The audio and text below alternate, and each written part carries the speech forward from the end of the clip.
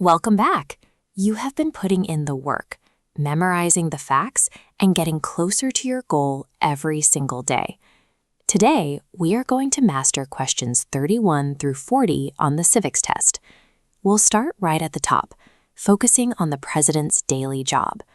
Question 31 asks, who is the commander-in-chief of the military? The answer is the president. The founders of the United States designed the government so that the military always answers to the people. To make sure that happens, the Constitution makes an elected civilian, the president, the top commander over all generals and admirals. To lock this in, just pair the words together. The president is the commander. All military branches report up to that one civilian office.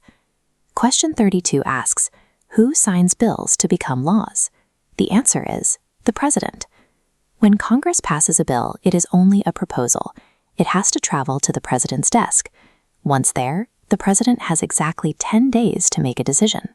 If Congress is in session and the president does nothing for those 10 days, the bill automatically becomes law anyway.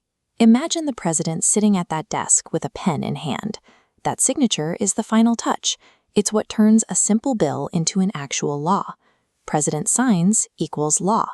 But what if the president disagrees with that piece of paper? Question 33 asks, who vetoes bills? The answer, again, is the president. To veto a bill means to send it back unsigned. You can remember this by using the letters in the word veto as a shorthand, very emphatically throwing out. Picture that bill bouncing right off the desk and getting thrown out by the president. So the president leads the armed forces and acts as the final gatekeeper for all laws. Sign to make it law or veto to send it back. The president has a massive job, but nobody runs a country alone. Question 34 asks, what does the president's cabinet do? The answer, advises the president. George Washington started this tradition with a small 4-person group. Today, there are 15 executive departments, each led by an expert. They gather in this room regularly to discuss complex policies and give the president the detailed advice needed to govern. Think of a literal kitchen cabinet. A chef opens it to get exactly what they need to cook. The president's cabinet holds the expert advisors the president needs. Cabinet equals advises. Question 35 tests your knowledge of this group. It asks, what are 2 cabinet-level positions? There are 15 department secretaries, plus the vice president to choose from. You only need to memorize 2. One of the easiest routes is to name the vice president and then add one of the oldest departments, like the Secretary of State or Secretary of Defense. The executive branch relies on this entire team of experts to manage the daily operations of the United States.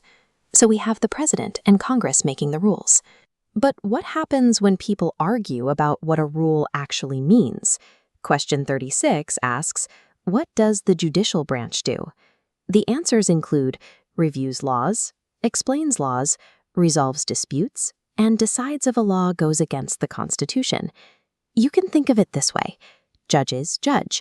They act as the ultimate referees for the American legal system. When there is a dispute, they review it, explain the rules, and resolve the issue.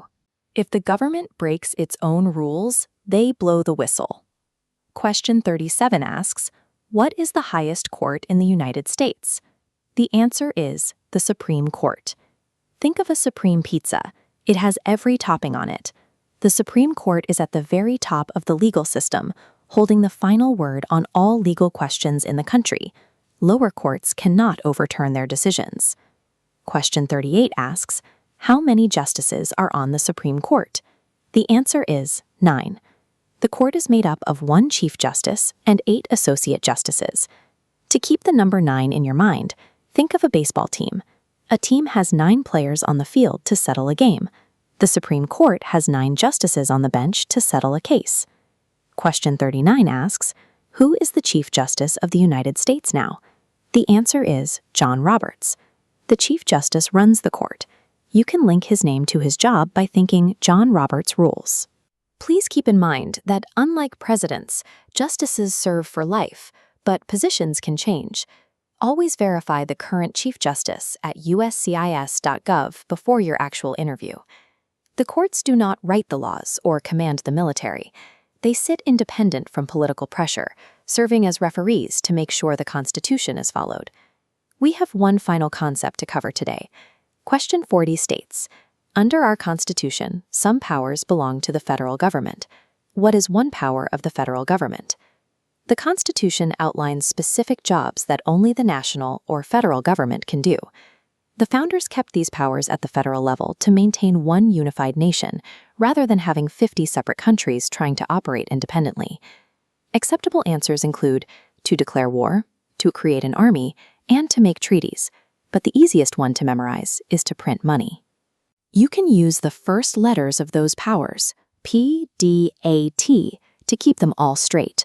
Printing money, declaring war, army, and treaties. Only the federal government is allowed to print American money.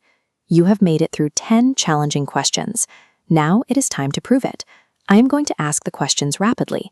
Say the answers out loud right at your screen. Let's go. Who is the commander-in-chief? The president. Who signs bills to become laws? The president. Who vetoes bills? The president. What does the president's cabinet do? Advises the president. Name 2 cabinet-level positions. Vice President and Secretary of State. Keep it going. What does the judicial branch do? Reviews and explains laws. What is the highest court in the United States? The Supreme Court. How many justices are on the Supreme Court? 9. Who is the Chief Justice right now? John Roberts. What is one exclusive power of the federal government? To print money. Excellent job. You now understand how the president leads, how the cabinet helps, and how the courts keep it all fair. Take a breath, take a break, and be proud of the work you've put in today. You are going to be completely ready for this test. See you next time.